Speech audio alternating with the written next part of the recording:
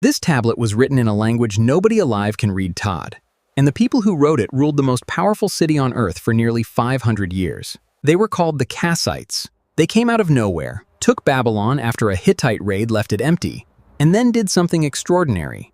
Instead of tearing the city apart, they became it. They adopted the language, the gods, the laws, the identity.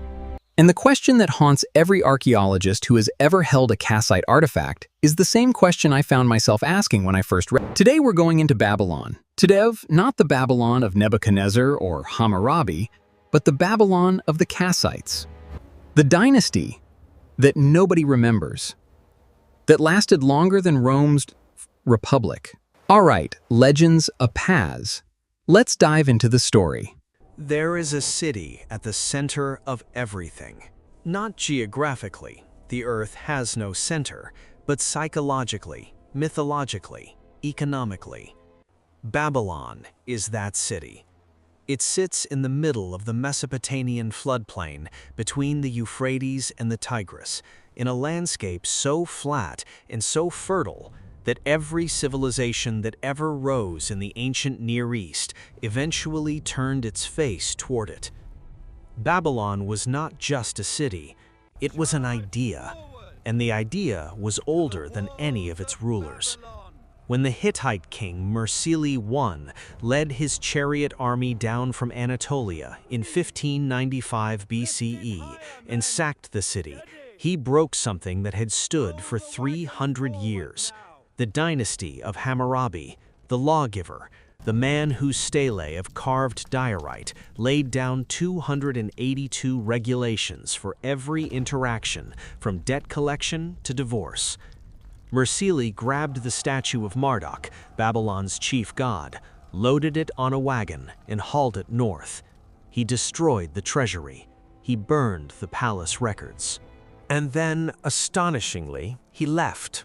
He did not colonize Babylon. He did not install a viceroy.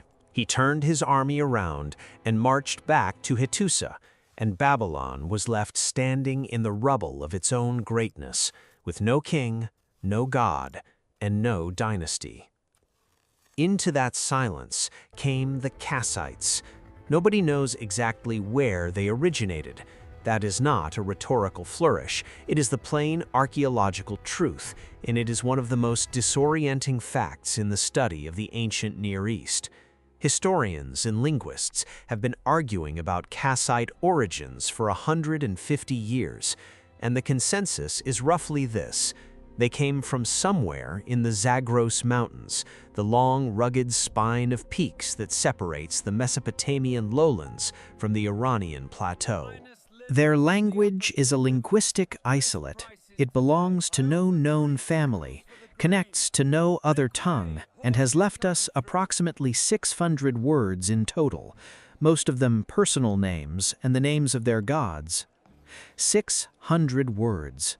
That is the entire surviving vocabulary of a people who ruled the wealthiest city in the world for nearly 5 centuries. Here is the first thing historians have established with some confidence. The Kassites were present in Babylonia before the Hittite raid.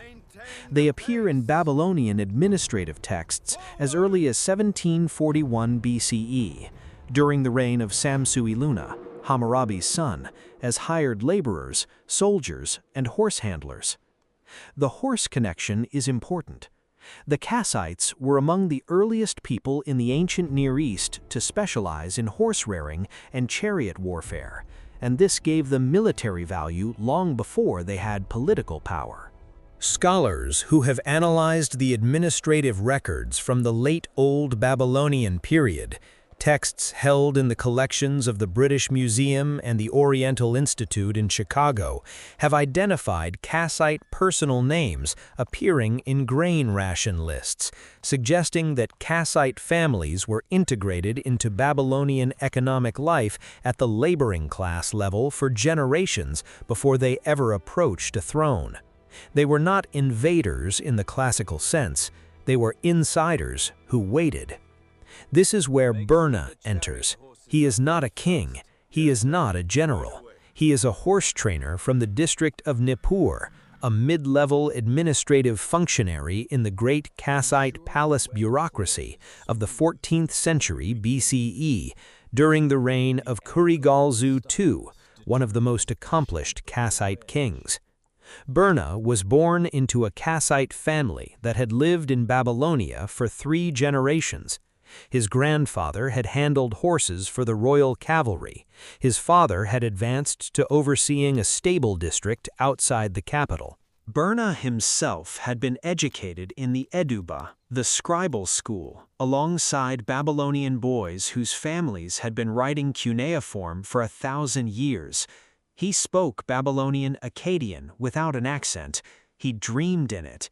He composed letters in the polished, formal register of the Babylonian court. And yet somewhere in his house, wrapped in oiled cloth, was an object that connected him to something he could barely articulate, a small clay tablet inscribed in a script he had been taught by his grandfather, in a language that had no name except the name of his people, Kassite. The word does not appear in their own records. They called themselves, as best we can reconstruct, the Galzu, or something close to it. The name Kassite comes from the Babylonian scribes who wrote about them, the Assyrian annals that listed them as enemies or tributaries, the Hittite diplomatic correspondence that addressed their kings. They were named by other people in other languages, and the names stuck, as names given by outsiders always do, long after the people themselves have stopped using it. Berna stood at his stable gate at dawn and watched the horses move. He had 40 animals under his direct supervision, 12 breeding mares, 8 stallions, and 20 trained chariot horses allocated to the royal guard. The horses were Kassite in everything. The breed the Kassites had developed, a compact, high-withered animal suited to the traces of the Babylonian plain, was the finest in the Near East. Egyptian records from the reign of Amenhotep III, Berna's rough contemporary, mention the import of Kassite horses by Mame. The diplomatic correspondence, known as the Amarna letters, discovered in 1887 in Middle Egypt and now divided between the British Museum, the Egyptian Museum in Cairo, and the Vorderasiatic Museum in Berlin, contains a letter from the Kassite king Kadishman Enlil I to Amenhotep III, specifically negotiating the exchange of horses for gold. The horses of Babylon, Kassite horses, were prestigious enough to be traded between the 2 superpowers of the 14th century BCE world as diplomatic gifts on par with royal daughters. Berna knew this. It was part of his professional identity. He kept the stable records in Babylonian Akkadian, the only administrative language used in the Kassite Babylon, noting feed allocations, breeding results, the health of each animal, the training schedule for the chariot teams. He was meticulous, precise, and widely respected in the palace district. His supervisor, a Babylonian noble whose family had served in the palace administration since before the Kassites came to power, had twice recommended him for promotion. In another generation, his son might sit on an administrative council. And yet, each morning before the stable boys arrived, Berna spoke to the horses in Kassite. Not sentences. He did not have the full grammar for sentences, had never been taught it formally, but single words, the words his grandfather had used. The word for a good horse, the word for a calm animal, the word for the hour before dawn, which in Kassite, or in the handful of Kassite words that survive, seems to have been connected semantically to the word for a mountain pass, as if the original speakers had always thought of the pre-dawn darkness as the moment between one world and another. He did not know if this was true. He had no way to check. There were almost no other Kassite speakers left in Nippur, and the ones who remained were older than him, and they argued among themselves about which words were correct. This is the slow catastrophe at the center of the Kassite story. Not military defeat, not famine, not plague, but linguistic dissolution. The Kassites did not lose their language in a single generation. It thinned, word by word, over 2 centuries of administrative absorption, intermarriage, and cultural prestige. Babylonian cuneiform was simply more powerful, more capable of recording complex administrative, legal, and literary content than whatever writing system, if any, the Kassites had brought with them from the Zagros. And so, the Kassites wrote in Babylonian. They prayed in Babylonian. Their kings took Babylonian throne names. Kurtigalzu, Burna's current king, bore a name meaning something like shepherd of the Kassites, but he conducted his entire royal correspondence in Akkadian and worshipped Marduk, the Babylonian god, with the same elaborate ceremony as any of Hammurabi's heirs. The second research anchor belongs here, in the middle of this administrative world, because it illuminates something specific about how the Kassites reorganized Babylonia after the chaos of the Hittite raid, and how their reorganization shaped the region for centuries. The Kassites introduced a new institution to Babylonian life, the kuduru. This is the Babylonian word for the carved stone boundary markers that the Kassite dynasty began producing in large numbers from roughly the 14th century BCE onward. A kuduru was a legal document in stone, a record of a royal land grant, carved with the terms of the grant, witnessed by a long list of divine symbols whose presence meant the transaction was protected by every god in the Babylonian pantheon. If you violated the terms of the grant, you were not just breaking a contract, you were offending the serpent dragon of Marduk, the sun disk of Shamash, the crescent of Sin, and approximately 20 other divine powers simultaneously. The kuduru functioned as a combined title deed, legal contract, and divine curse, all in a single carved stone. Modern scholars have analyzed hundreds of surviving kuduru, particularly through the collections of the British Museum and the Louvre, and they have established that the institution was a Kassite innovation. No earlier Babylonian dynasty produced anything quite like it. What is remarkable about the kuduru record is what it reveals about Kassite governance. The Kassites were not simply warrior kings extracting tribute.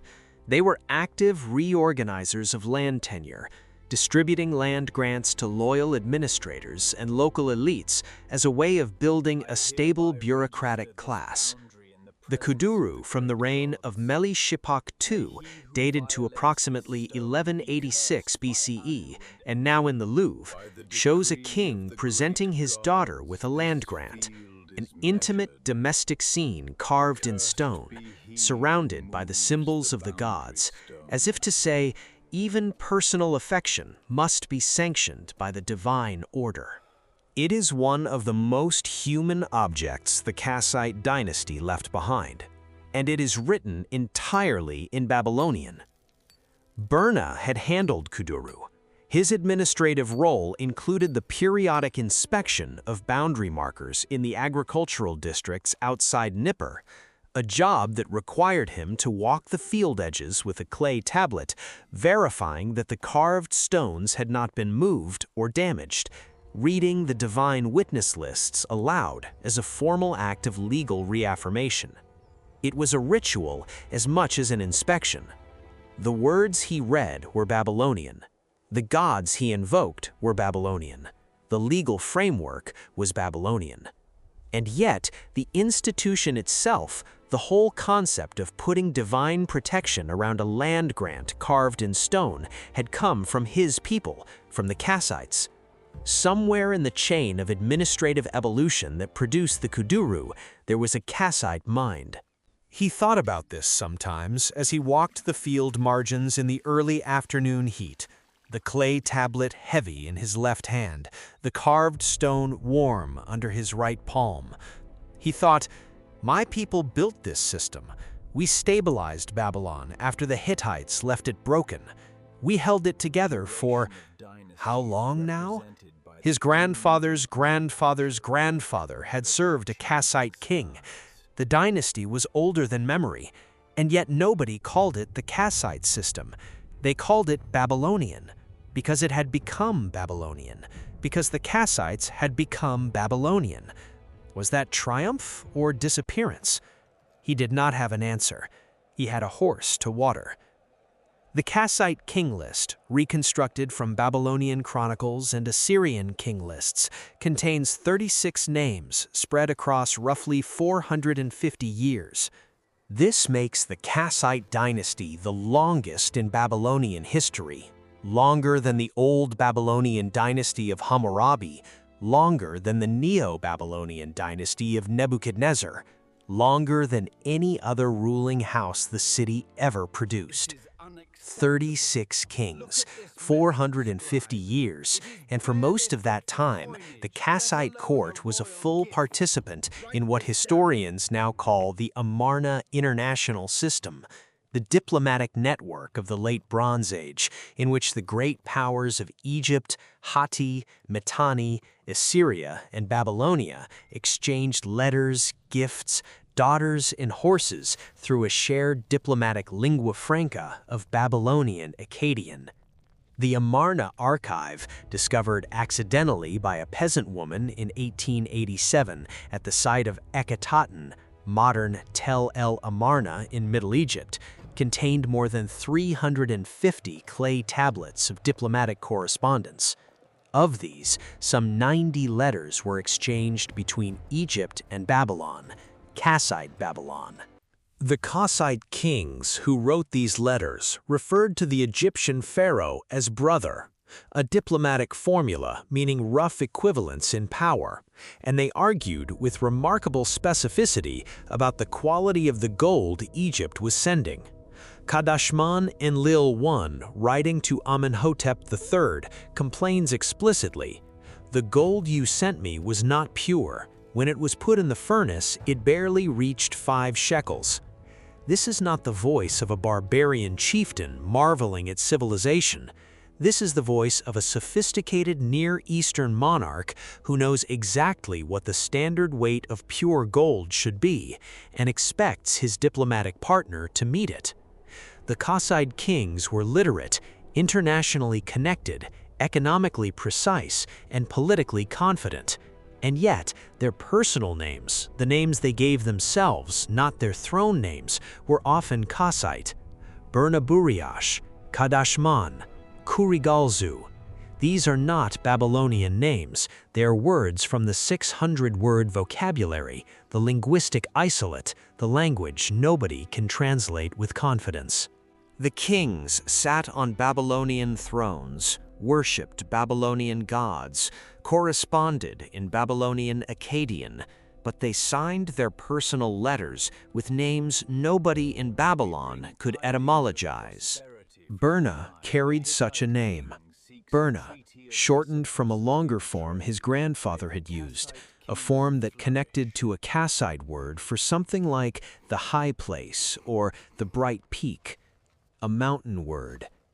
He had grown up in the plains of Babylonia, had never seen a mountain range in his life, and he bore a name that meant a mountain.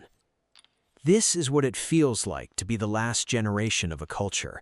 You carry words whose meanings have slipped away, and you cannot tell if the thing the word pointed to was real, or only ever a direction your ancestors faced. The diplomatic world of the Kassite court operated at a level of sophistication that occasionally surprises modern readers who have absorbed a simplified version of Bronze Age history. The Kassite kings were not passive recipients of cultural influence from more advanced neighbors. They were active agents of cultural preservation and innovation. It was under the Kassite dynasty, specifically during the 14th and 13th centuries BCE, that Babylonian scribes undertook the great literary standardization projects that preserved texts we still read today. The Gilgamesh epic, in the version most familiar to modern readers, the standard Babylonian version, 12 tablets, organized by a scholar scribe named Sinlaki Unini, was compiled during the Kassite period or shortly after it, drawing on much older material. The Great Omen series, the medical diagnostic texts, the astronomical observational records that would eventually feed into Greek astronomy centuries later, all of these were systematically collected, edited, and standardized in the scribal schools of Kassite Babylon. When we read the Epic of Gilgamesh today, we are reading a text that was given its current shape in a city ruled by Kassite kings. They did not write it, they preserved it.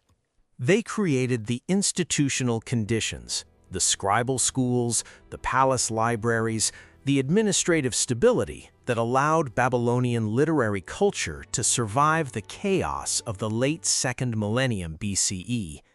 This is a different kind of contribution than building pyramids or carving obelisks, but it may have been more durable. The Kassite dynasty held the center while the world around it repeatedly fractured. Burna knew the Gilgamesh. He had read portions of it in the Edubah, the scribal school, as part of his training in formal Babylonian literary style. Every educated boy in Kassite Babylon read the Gilgamesh. It was a writing exercise as much as a religious text, the Babylonian equivalent of a classical canon. He had copied the lines about Enkidu's death, the lines about Gilgamesh's refusal to accept mortality, the lines about the flood. He had copied them in the neat, compact, cuneiform hand that his teacher had beaten into him over 3 years of morning drills. He had not wept. You did not weep in the Edu. You did not weep in the Edubah. But there was a passage he returned to in memory more often than others, a passage he had copied so many times the words had become part of his breathing. It was from the flood narrative, the moment when the waters recede and the bird Utnapishtim releases, a dove, a swallow, a raven, comes back because there is nowhere to land. The waters are still everywhere. The world is still under. He thought of that bird sometimes when he reviewed his Kassite vocabulary, a small creature circling above a drowned landscape, looking for a place to set its feet down. The political geography of Kassite Babylon was complex and shifting. The Kassites did not rule a monolithic empire. They controlled the Babylonian heartland, the cities of Babylon, Nippur, Ur, Larsa, Uruk. But they faced continuous pressure from the Elamites to the east, the Assyrians to the north, and periodic raids from Aramean and other nomadic groups on the western margins. The Assyrian relationship was particularly fraught.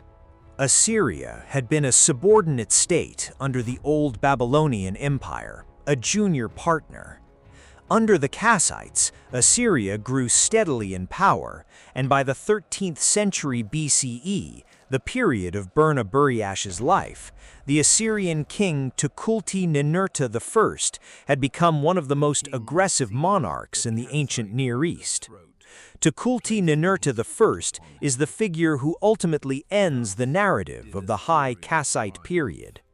He invaded Babylonia around 1225 BCE, captured the Kassite king Kashtiliash IV, dragged him to Assyria in chains, and seized the statue of Marduk, the same act Mursili I had performed 6 centuries earlier, the act that ended the dynasty before the Kassites.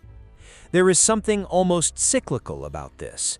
The Kassite period begins with Marduk being taken, and it effectively ends with Marduk being taken again. Tukulti-Ninurta I occupied Babylonia for approximately 7 years. He appointed governors, extracted tribute, and composed a long epic poem, the Tukulti-Ninurta Epic, glorifying his conquest. The epic is not subtle. It portrays the Kassite king as an oath-breaker who deserved divine punishment, and Tukulti-Ninurta as the righteous instrument of the gods. It is one of the earliest examples of political propaganda in the form of literary epic, and it survives in fragments in the collections of the British Museum and the Vorderasiatisch Museum. Modern scholars who have analyzed the text, Wilfrid Lambert among others in his work on Babylonian literary texts, note that the author of the Tukulti-Ninurta epic was almost certainly a Babylonian scribe writing under Assyrian patronage, a local voice ventriloquizing an occupier's justification. The literary tradition the Kassites had preserved for 2 centuries was turned against them. Bernabariash did not live through Tukulti-Ninurta's invasion. His life fell in the generation before it, the reign of Kurigalzu II, the last great Kassite military king who fought Assyria to a standstill at the Battle of Sugaga and held the northern frontier. But Berna could feel what was coming, the way a horse feels a change in the air before a storm. The Assyrian pressure was constant, the tribute demands, the diplomatic language that grew subtly less respectful with each decade. The Kassite kings who negotiated through the Amarna system had called Egypt and Hatti their brothers. Now, the letters from Assyria, read with the particular syntax of a power that considers itself your superior and has not yet decided to say so openly. He watched the dispatches come through the palace courier system. He was not supposed to read them, but administrative officials of his rank had ways of knowing what the dispatches contained, and he counted the horses being assembled for the northern campaigns. Kurigalzu II was fighting. He was winning more often than not, but the kingdom was spending itself. The horses Berna trained were going north and not coming back. There is a specific kind of grief for people who understand logistics. It is not the grief of loss. That comes later, when the absence is complete. Boundary stone inspector and a minor palace official, and he was very good at counting. He counted 40 horses at the start of the campaign season. He counted 31 when the first dispatches returned. He counted 19 when the summer gave way to autumn. He counted 12 when the first rains came to the Babylonian plain and the Euphrates began to rise. He ordered fresh straw for 12 stalls and left the other 28 empty. The stable boys asked him if they should remove the old straw from the empty stalls. He told them to leave it. The question of what happened to the Kassite language is not simply a question of linguistic assimilation. It is a question about power and prestige, and what happens when one culture is administratively superior and another is militarily dominant. The Kassites were never culturally or administratively inferior to the Babylonians. They were, in many respects, the architects of the most stable period Babylonian civilization had ever known. But the tools of civilization, writing, law, religious ritual, court ceremony, were Babylonian tools, inherited from the Sumerians and the Old Babylonians, refined over centuries before the Kassites arrived. When the Kassites took power, they did not destroy these tools. They used them, and in using them, they reshaped themselves around the tools' requirements. You cannot run a complex tax administration in a language with 600 recorded words. You cannot write a treaty with Egypt in a tongue that the Egyptian diplomatic corps has never heard.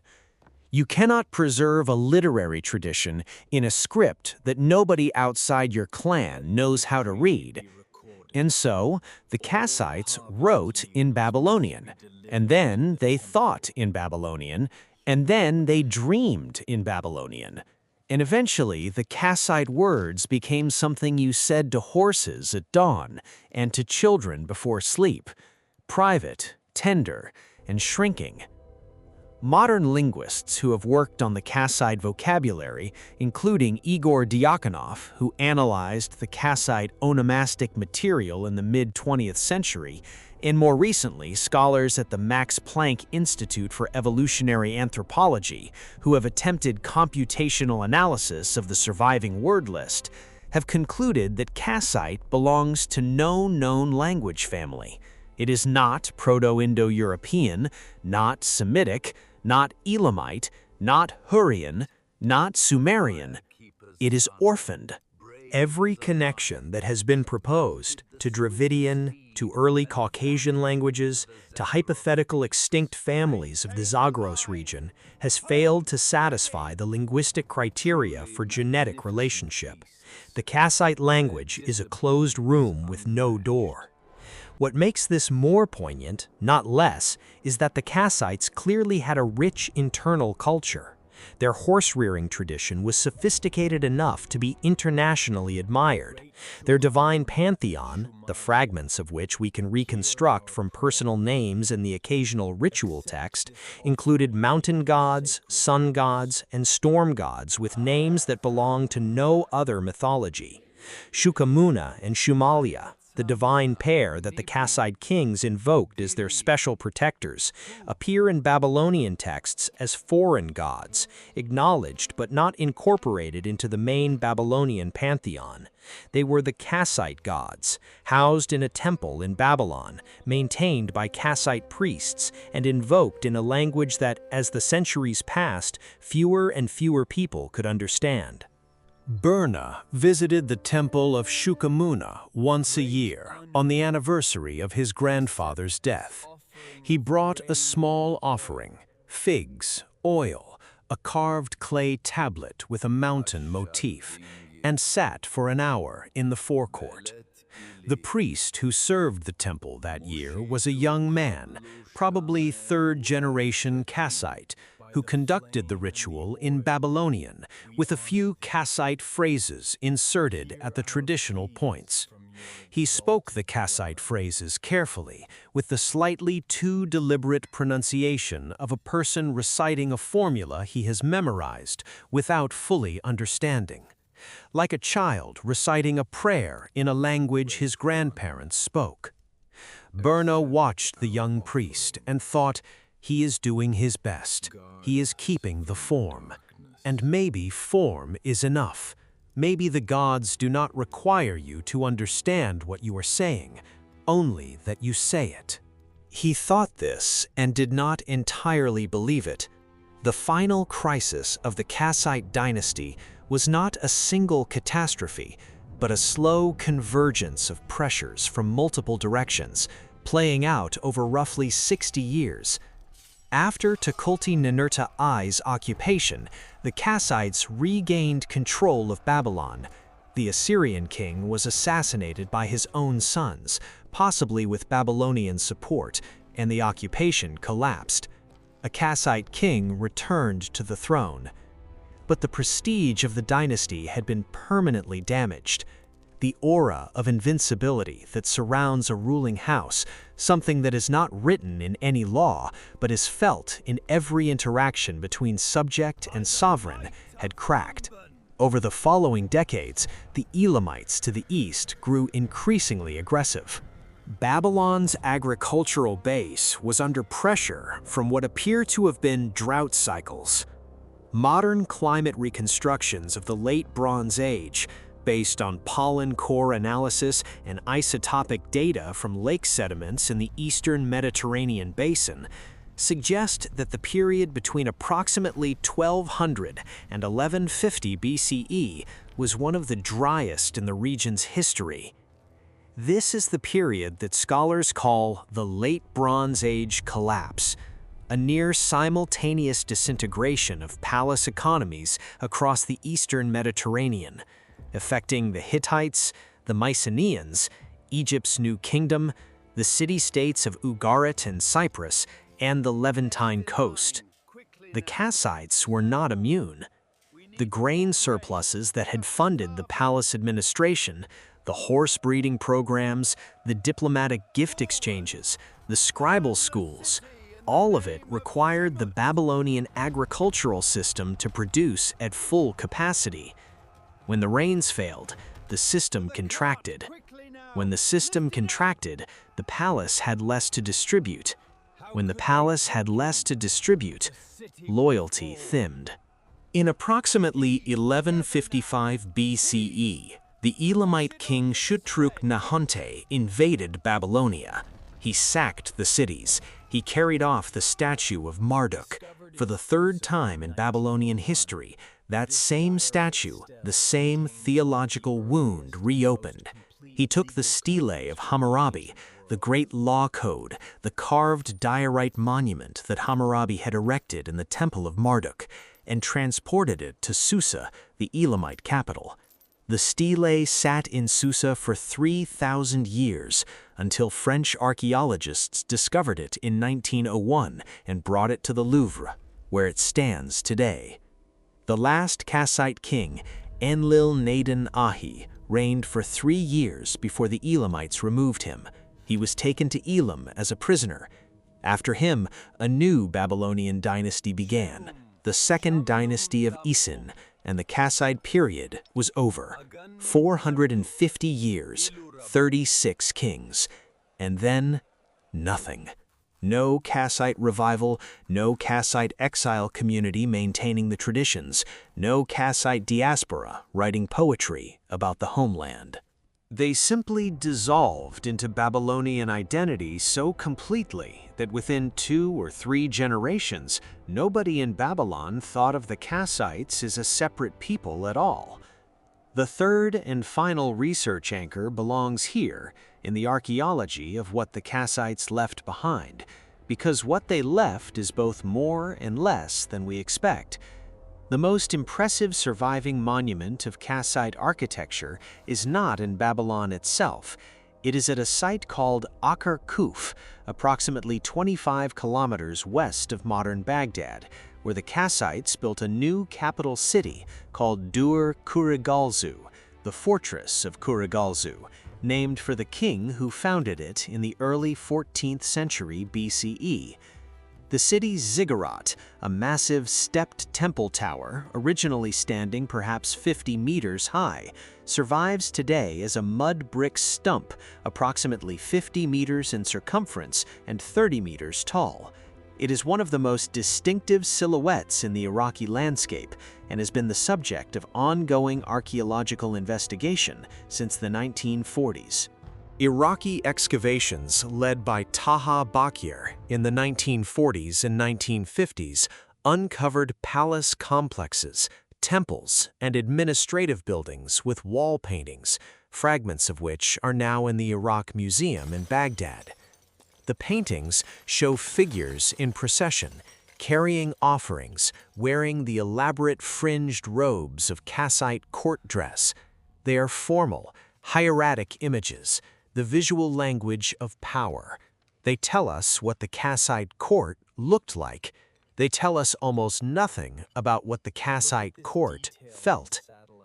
More recently, the damage done to Iraqi archaeological sites during the Gulf War in the 2003 invasion, including the looting of the Iraq Museum, where Kassite artifacts from Dur-Kurigalzu were among the objects stolen, has complicated the scholarly picture. Some looted objects have been recovered, many have not. The Kassite record, always thin, became thinner still. Modern researchers working under the umbrella of projects like the Iraq Heritage Program have begun systematic reassessment of surviving material, but the challenge is formidable. We know the Kassites built monumental architecture. We know they ran a sophisticated palace economy. We know they produced fine pottery decorated with geometric mountain motifs. The mountain, always the mountain. The memory of the Zagros encoded in every pot. But their inner life, their stories, their theology in its full complexity, their poetry, if they had any, all of this is gone, absorbed, erased, dissolved. Burna, working his stable and walking his boundary stones and sitting in the forecourt of the temple of Shukamuna, was the last generation before the dissolution was complete. He could feel it, the way you feel the end of afternoon light, not a single moment of transition, but a gradual and irreversible change in the quality of everything. He taught his son to ride. This is not a metaphor.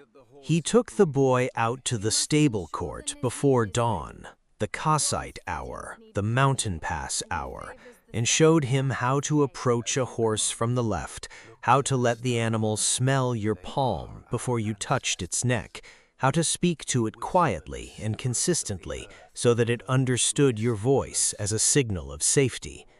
He taught his son these things in Babylonian, because his son's Babylonian was better than his own, and because the horse handlers in the stable spoke Babylonian, and the boy would need to give instructions to the stable hands someday. But before the lesson started, when it was still the very edge of dark and the stars were still visible above the mud brick walls of the stable compound, Berna said to his son, quietly, in the old vocabulary, in the 600 words, the word for a good horse, the word for the hour before dawn, the word for a mountain pass between one world and the next. The boy repeated them, seriously, with the precise mimicry of a child who does not know yet what is being asked of him. Berna nodded. Good. He did not explain. There was no explanation that would have helped. The words were not lessons. They were simply something being held in a small hand, against the cold, in the dark, before the day began.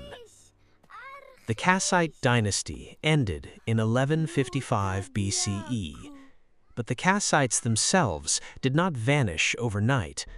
They continued to appear in Babylonian administrative records for another century or more as officials, soldiers, landowners, priests. They intermarried with Babylonian families. Their children bore Babylonian names.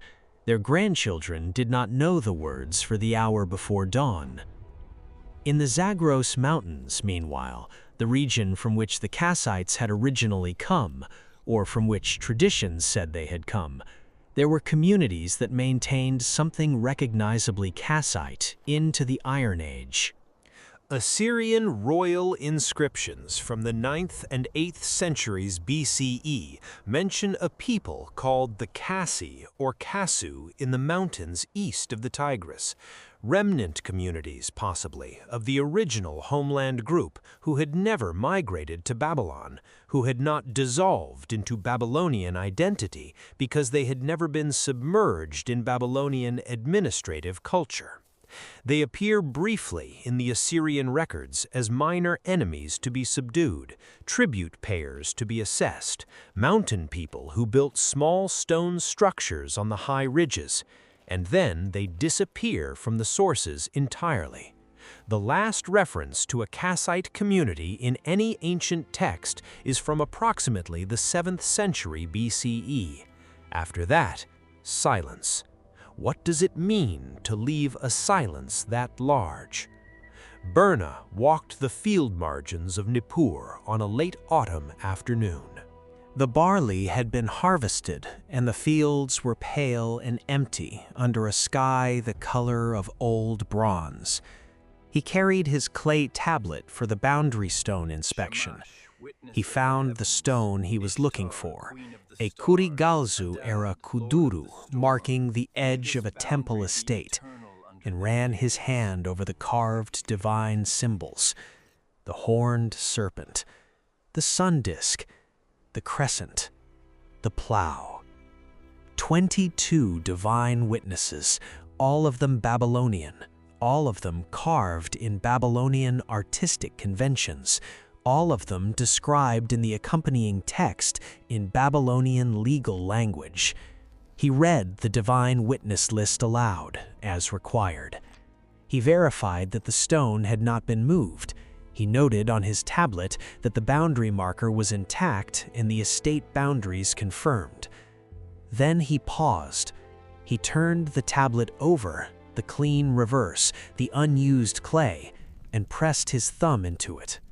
Just the print of his thumb. An administrative official's mark, the most common identifier in the Babylonian record system, used by people who could not write their names, but could leave a physical mark that individualized a document. He pressed the mark and looked at the whirl of his thumbprint in the clay. He knew it would be fired. He knew it would last. Clay tablets fired in the right conditions survive millennia. The Babylonian archive records lasted 4,000 years in the ground before archaeologists found them. Burna's thumbprint, pressed into a boundary inspection record in the fields outside Nippur in the 14th century BCE, would outlast his name, his language, his dynasty, and most of the civilization that surrounded him. He thought of his grandfather teaching him the word for a mountain pass. He thought of the horses going north and not returning. He thought of the young priest reciting Kassite phrases with borrowed pronunciation. He thought of the dove and the swallow and the raven flying out over the floodwater looking for a place to set its feet. He pressed his thumb one more time into the clay beside the first mark. 2 prints, unnecessary, no administrative purpose served. He looked at them for a moment, then he tucked the tablet under his arm and walked back toward the city. Babylon rose ahead of him in the late light, the ziggurat of Marduk, the blue-glazed temple gates, the palm groves along the river, the smoke from 10,000 cooking fires rising into the copper sky. It was the most beautiful city in the world. It had been beautiful before his people came to it. It would be beautiful after they were gone. He walked through the south gate and disappeared into its streets. The Kassites are one of the great ghost stories of the ancient world. They ruled for 5 centuries and left almost nothing of themselves. No literature, no mythology, no self-portrait in stone. What they left is Babylon, stable, literate, diplomatically connected, architecturally renewed, its literary canon preserved, its agricultural land re-registered, its divine boundary stones standing sentinel in every field. They left a civilization. They just could not leave their name on it. Modern historians who study the Kassite period, J.A. Brinkman's foundational work, 1976, Materials and Studies for Kassite History, produced through the Oriental Institute of the University of Chicago, remains the essential scholarly reference, have struggled with what to make of a dynasty that was by every administrative and cultural measure successful and yet disappeared so completely. Brinkman's patient reconstruction of the Kassite king list from fragmentary Babylonian chronicles demonstrated that the dynasty was not a chaotic interlude between more legitimate Babylonian periods, but a period of genuine administrative competence and cultural creativity. The problem is not that the Kassites did not leave records. They left enormous quantities of records. The problem is that the records are all in Babylonian, all translated, all filtered through the administrative language of the culture they absorbed. We see the Kassites the way you see a river through deep water. The shape is there, the direction is clear, but the surface between you and the thing distorts everything. There are approximately 600 Kassite words. Of those, perhaps half are personal names whose meanings cannot be established. Of the remaining 300, most are professional titles, kinship terms, and the names of their gods. There is no Kassite word for longing. There is no Kassite word for memory. There is no Kassite word for the feeling of speaking in a language that nobody around you knows, in the dark, before the day begins. But there was Burna, pressing his thumb twice into the clay, leaving a mark that served no purpose, doing it anyway. This is what remains. Not the word for the mountain pass, but the impulse that made someone say it in the dark. Not the language, but the need for the language. Not the civilization the Kassites built, which is really Babylon's civilization, absorbed and maintained, but the small, stubborn acts of preservation that no administrative system records and no chronicle transcribes. The extra thumbprint in the clay, the Kassite words spoken to a horse at dawn, the annual visit to the temple of Shukamuna, where a young priest recites phrases he does not fully understand with a careful, borrowed pronunciation. The Kassites are gone. Shukamuna receives no more offerings in Kassite. The horses they bred, the brilliant chariot animals praised in Egyptian diplomatic letters, are gone too, replaced by later breeds, later bloodlines, the continuous churn of agricultural selection.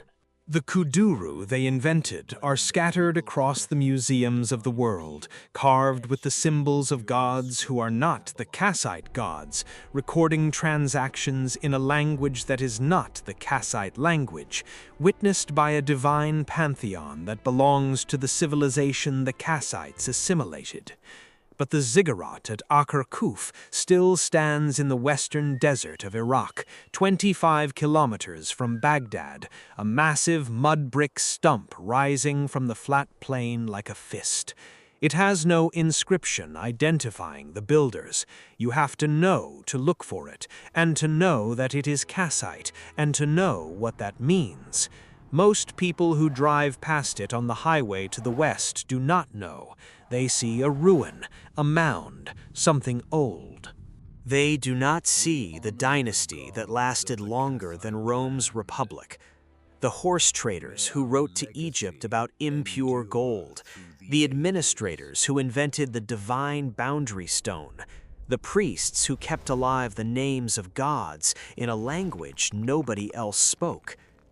Burna is somewhere under the alluvial soil of the Nippur district. His thumbprint is somewhere in an unexcavated stratum, still legible, still waiting. The clay remembers everything. The clay does not care whose language you use to press it. Somewhere in that soil, two thumbprints side by side.